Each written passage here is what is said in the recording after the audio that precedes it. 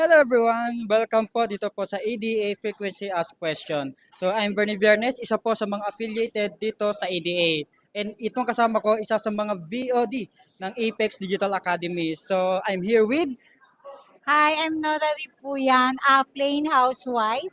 plain housewife, si Ma'am Nora Ripuyan. So Ma'am Nora Ripuyan, kamusta naman po kayo? At saan mo nakita si ADA?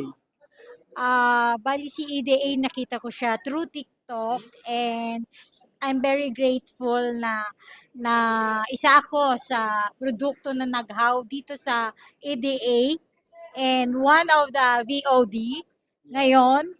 And recently po, so grateful kasi isa sa mga na-bless na today nag-check po tayo. So Ma'am Nora, ano yung advantage pala kapag nandito ka sa ADA? Well, pag nasa EDA ka, sundan mo lang step by step kung ano yung ituturo sa'yo. And iga-guide ka po talaga ng buong EDA. So, hindi mo siya gagawin ng mag-isa.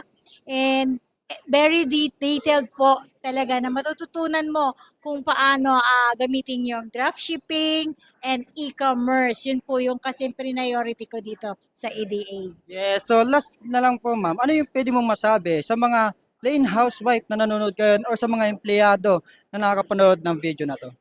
Well guys, kung plain housewife ka lang na nasa typical na nasa bahay, it's not too late para magsimula because meron tayong kapartner si ADA para tulungan kayo at i-guide dito sa ating community.